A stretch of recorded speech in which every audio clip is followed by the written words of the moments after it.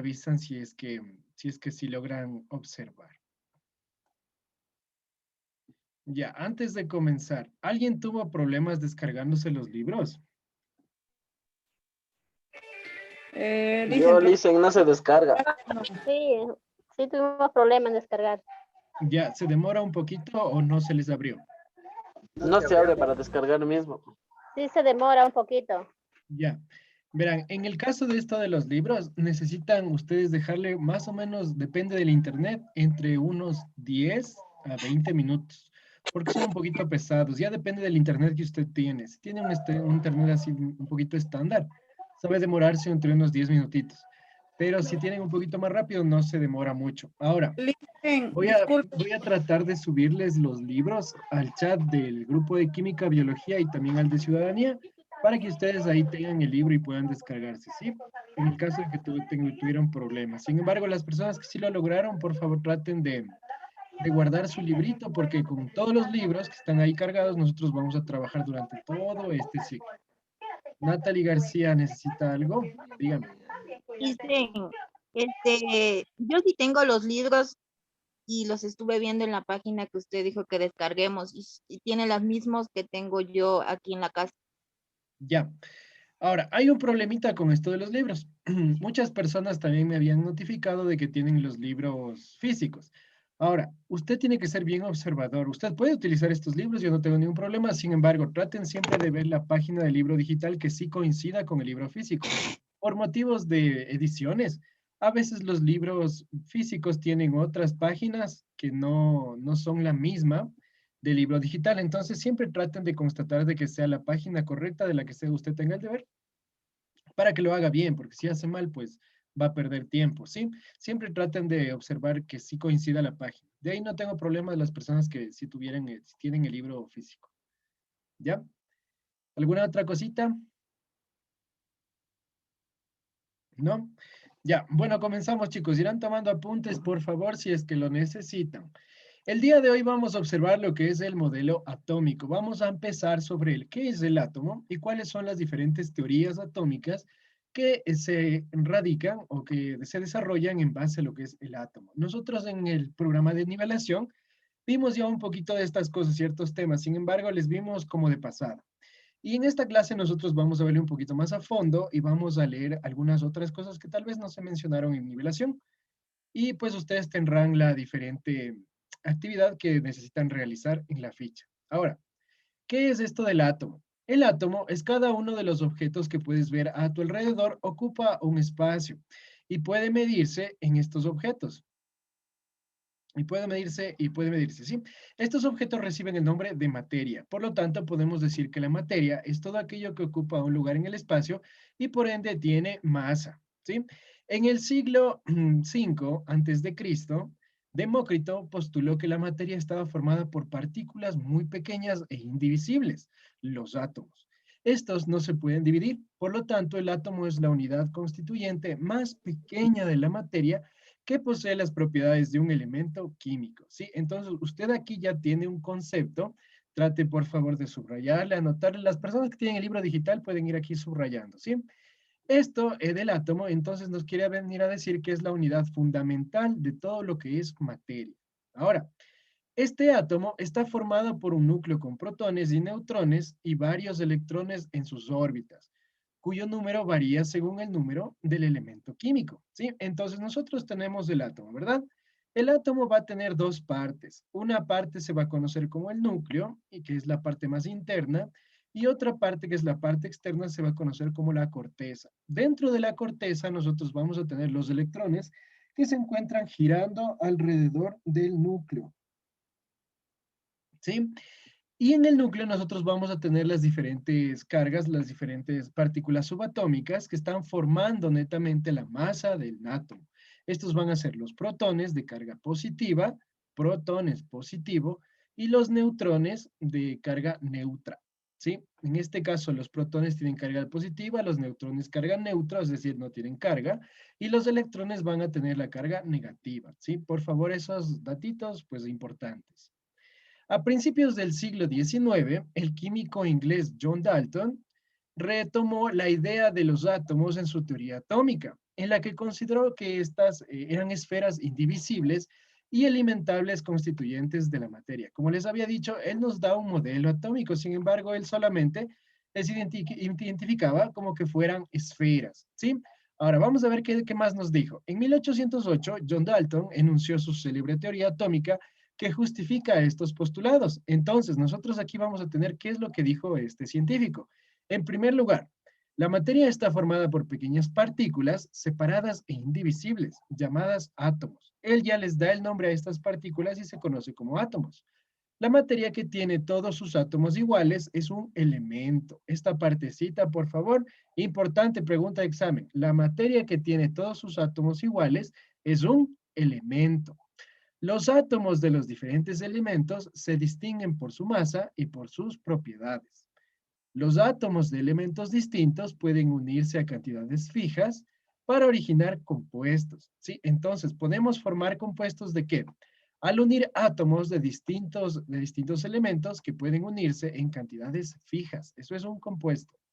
Los átomos de un elemento compuesto o átomos compuestos son también iguales en masa y en propiedades, ¿sí? Entonces, si nosotros ya creamos un nuevo elemento que se unió con diferentes átomos, pues todo en sí en el nuevo elemento va a tener las mismas características, ya sea de masa o las propiedades, ¿sí? Estamos en la página 18 del libro de primero por si acaso.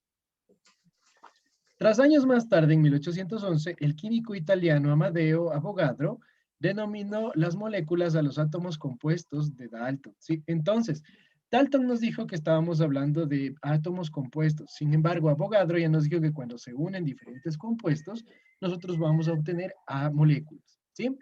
Entonces, aquí nosotros tenemos un pequeño diagrama. Las moléculas de hidrógeno formadas por dos átomos de hidrógeno iguales entre sí, ¿sí? Ahora, nosotros aquí vamos a formar agua. Como usted sabe, los elementos van a ser sustancias que van a tener los mismos átomos, los mismos componentes, todos iguales. Esto es un elemento. Si nosotros tenemos aquí elemento hidrógeno, quiere decir que no va a haber cambios. Esto va a tener una característica que le da el nombre de hidrógeno, ¿sí? Tenemos también moléculas de oxígeno formadas por dos átomos de oxígeno iguales entre sí, pero diferentes de los átomos de hidrógeno. Entonces, aquí nosotros ya podemos observar. Los hidrógenos son un elemento diferente a los oxígenos, ¿sí? Estos van a tener diferente masa atómica, diferente número atómico, diferentes propiedades y características. No van a ser iguales entre sí.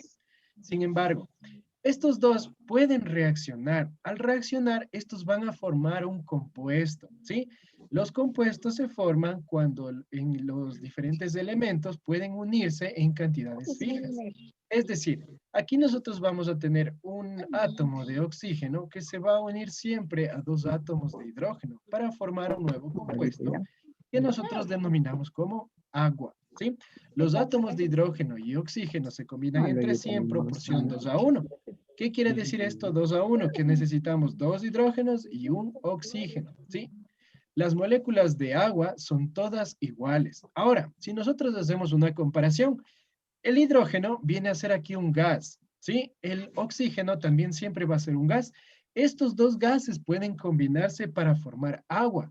Y nosotros al agua, ¿en qué fases podemos encontrarle? Podemos encontrarle líquida, podemos encontrarle gaseosa y también en forma sólida, ¿sí? Entonces, si usted compara los diferentes elementos, ninguno de ellos se parece, pese a que el agua está formado por dos gases, este tiene características y propiedades muy diferentes, ¿sí? Entonces, eso es lo que nos dijo John Dalton con su teoría. ¿Ya? Aquí ustedes pueden ver, ¿qué es esto? Demócrito. Bueno, este es un poquito más de información que ustedes pueden leer aquí. ¿Ya? Entonces, nosotros aquí hemos visto la formación de agua.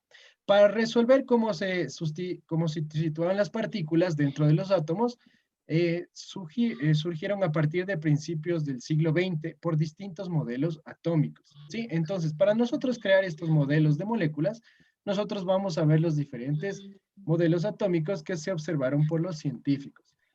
¿Qué es un modelo? Un modelo es una simplificación de la realidad utilizada para explicar los hechos experimentados. Si aparece un hecho experimental que no se explica con un modelo, esto debe notificarse o rechazarse, modificarse, perdón. Sí, entonces, ¿para qué nos va a servir los modelos?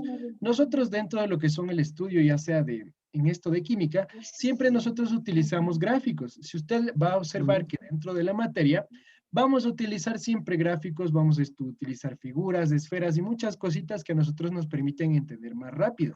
Esto nosotros lo conocemos como un modelo. Pregunta de examen, ¿qué es modelo?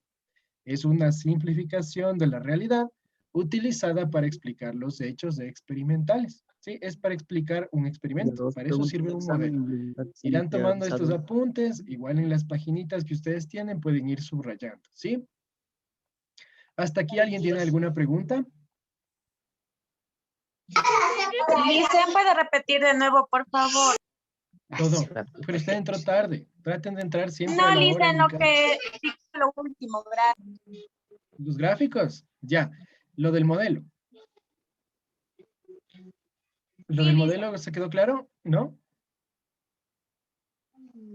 No, Licen, ese no. Lo último, Licen, por favor. Ya, ¿qué es un modelo? Los modelos, en este caso, van a ser una simplificación de la realidad utilizada para explicar los hechos experimentales. Si aparece un hecho experimental que no se puede explicar con un modelo, este debe modificarse o rechazarse. ¿Qué nos quiere decir esto? Como ustedes pueden ver, nosotros aquí tenemos el modelo de la formación de agua.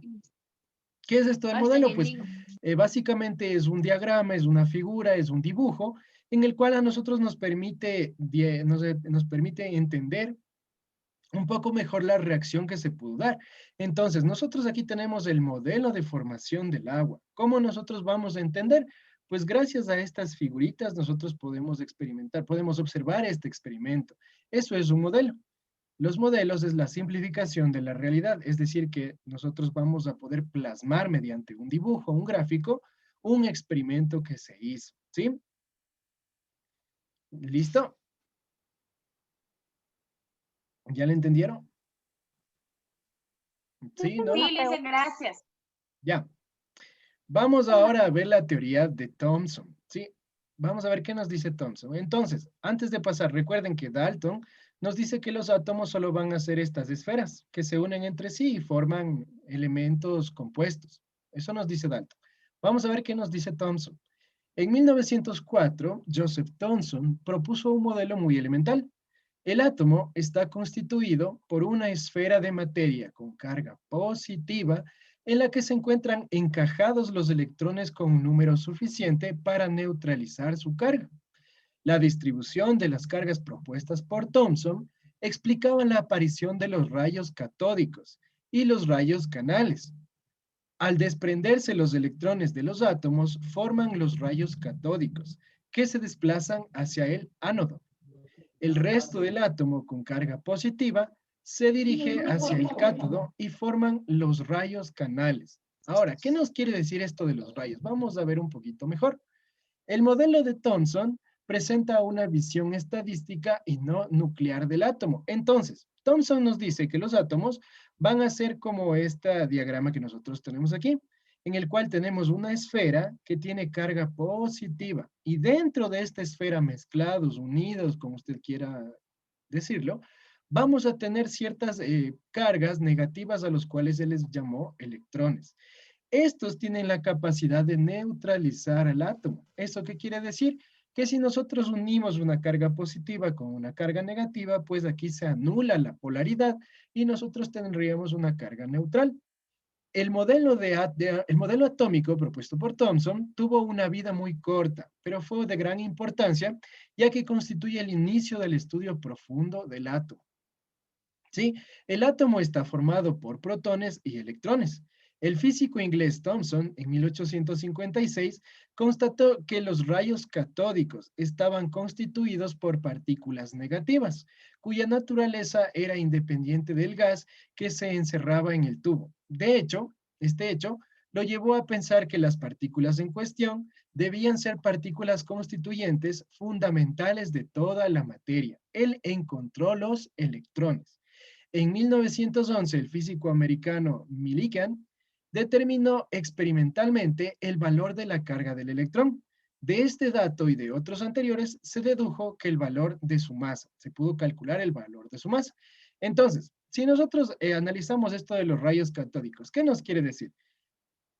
Prácticamente, Thomson lo que hizo es un experimento. Dentro de este experimento, él hizo pasar diferentes átomos de los elementos en tubos ¿cómo se llama esto? De un laboratorio, en el cual él aplicó diferentes cargas positivas y cargas negativas. Cuando él se dio cuenta que aparecían ciertos rayos de luz dentro de los tubos, él les mencionó que estos van a tener diferentes nombres.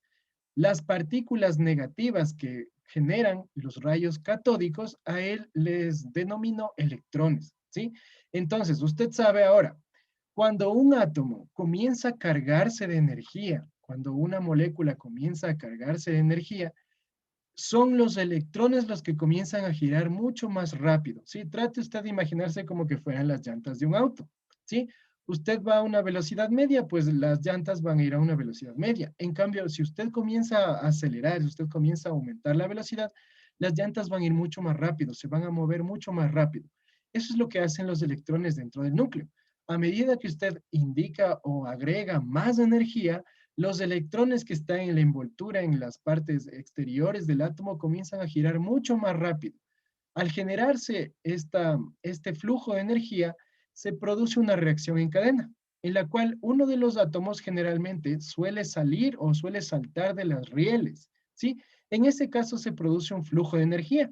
Uno de estos átomos va a chocar con otro átomo que se encuentra uno de estos electrones, perdón, se va a chocar con otro electrón que es de otro átomo, y así se produce una reacción en cadena, en la que comienzan a chocar todos y se genera un flujo de energía. Este flujo de energía nosotros lo conocemos como corriente eléctrica.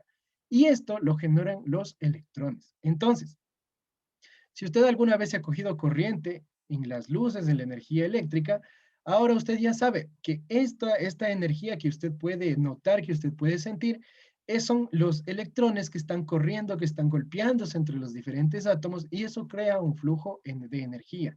Eso es lo que a él le llamó rayos catódicos. ¿Sí? ¿Entendida esta partecita? ¿Sí? ¿No? Ya. Seguimos. Las partículas de los rayos canales con menor masa correspondían al elemento más ligero, al hidrógeno.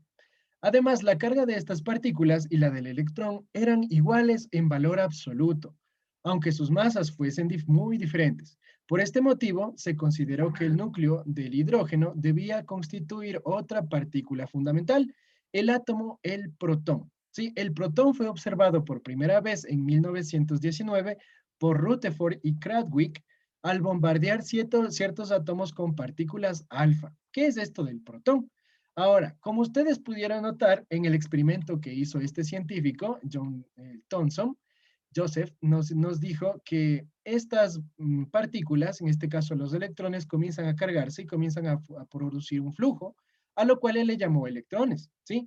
Ahora, ¿qué pasaba con esto de, por favor no me rayen la pantalla las personas que están usando? Ya. Ahora, ¿qué pasó con esto que les estaba diciendo, del protón? Dentro de este flujo de energía, él también notó que había una partícula que casi no tenía masa, ¿sí? Que era indivisible, que era muy, muy ligera dentro del experimento. A esto ellos lo nombraron el protón. El protón va a ser la carga positiva que posee el átomo, ¿sí? Anotarán por ahí, el protón tiene la carga positiva y los electrones tienen la carga negativa. Anderson Tovar, por favor, deje de rayarme la pantalla. No me raye la pantalla, Anderson, porfa. Por favor, repita. Por favor, les tengo que repetir. Ya, ¿qué es esto del protón? Dentro del experimento que nosotros teníamos, nosotros logramos determinar que se produjo un rayo a lo cual él le llamó rayos catódicos. ¿Qué son esto de los rayos catódicos? Pues es el flujo de energía que se produce gracias a los electrones que comienzan a cargarse de energía. Sí, eso era el rayo catódico. Sin embargo, ellos también notaron que había un elemento más ligero, ¿sí? A lo cual ellos notaron que tenía cargas positivas. Estas partículas tenían cargas positivas. Al comparar estas cargas, ya sea de este material que ellos no sabían que era, con el electrón, notaron que entre las dos tenían la misma carga, ¿sí? Notaron que entre los dos ellos podían crear una carga negativa, perdón, neutra, ¿sí? Entonces, para nosotros identificar lo neutro, cuando nosotros hablamos de neutralidad en química, significa que estamos uniendo algo positivo con algo negativo.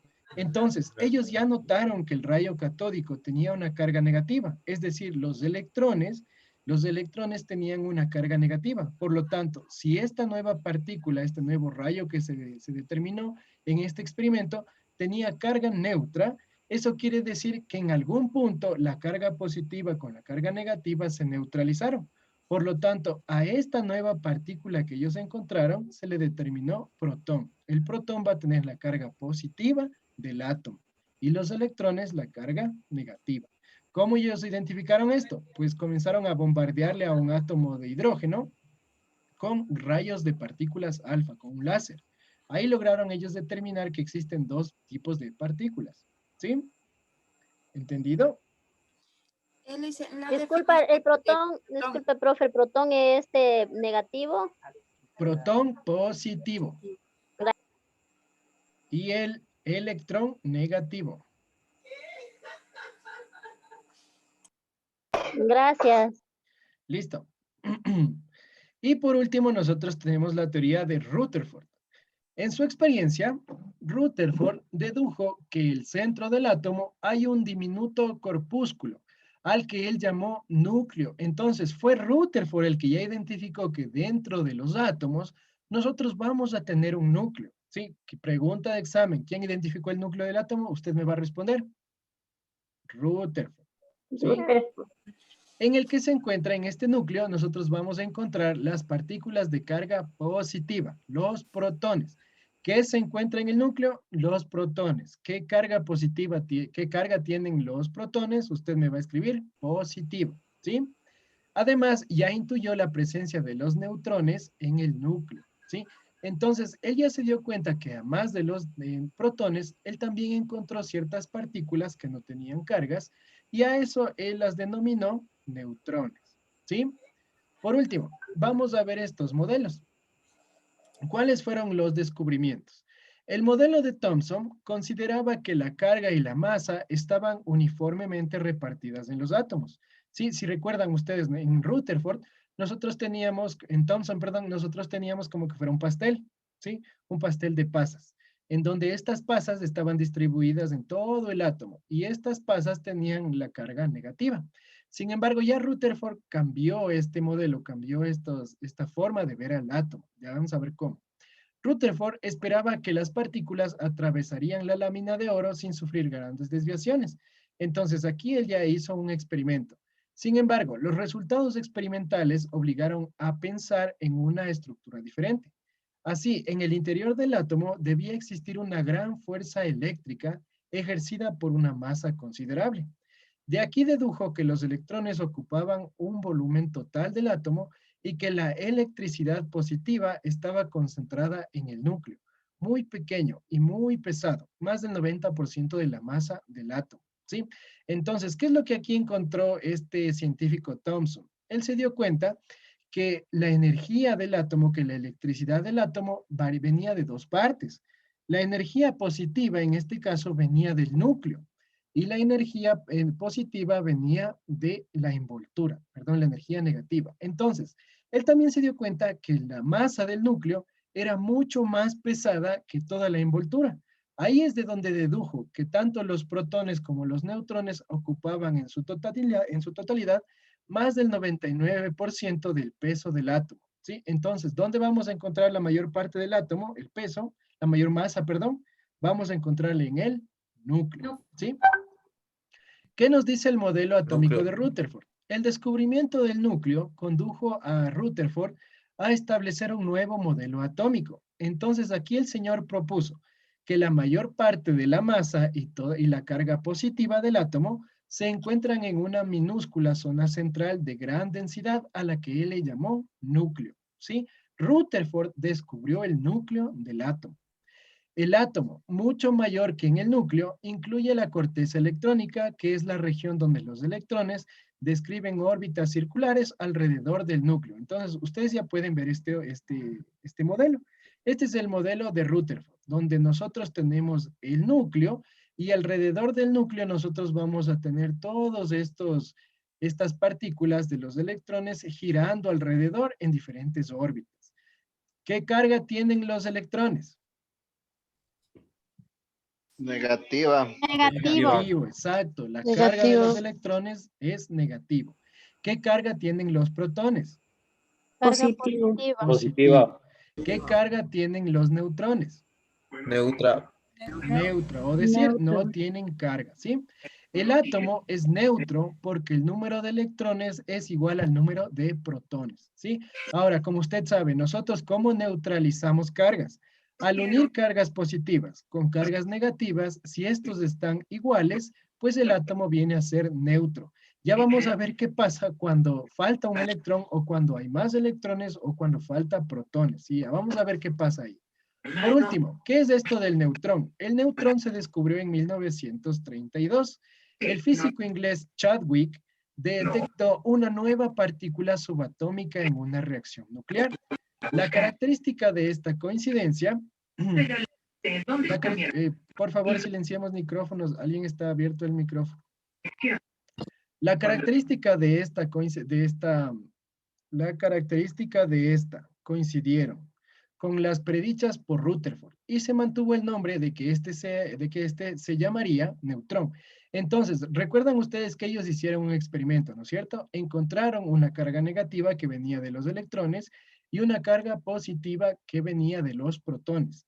Ahora, ellos se dieron cuenta que al realizar estos modelos atómicos, dentro del núcleo no solamente había protones, sino que este científico, el señor Chadwick, se dio cuenta también que el núcleo era también neutralizado porque también nosotros teníamos otro tipo de partículas que en este caso no tenían ninguna electricidad. A esto él lo llamó el neutrón, ¿sí? Entonces, ¿qué partículas nosotros tenemos en el núcleo? En el núcleo solamente vamos a tener dos partículas. Las más importantes, porque hay muchísimas, pero nosotros ahorita solo vamos a ver las más importantes. Tenemos los protones de carga positiva y los neutrones de carga neutra. Lo que le da la carga negativa al átomo va a ser los electrones que se encuentran en las órbitas, ¿sí? Eso que esté bien entendido. ¿Alguien tiene alguna duda hasta aquí? No. ¿No? ¿Todo entendido? Listo.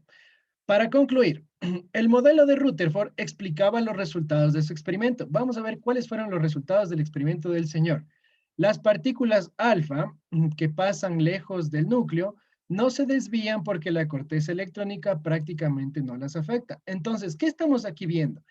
Recuerdan que ellos bombardearon diferentes átomos de hidrógeno con un rayo láser, ¿no es cierto? Este rayo estaba hecho de partículas alfa, ¿sí? Entonces, aquí nos está explicando qué va a pasar. En primer lugar, estas partículas del rayo que pasan lejos del núcleo no se desvían, ¿sí?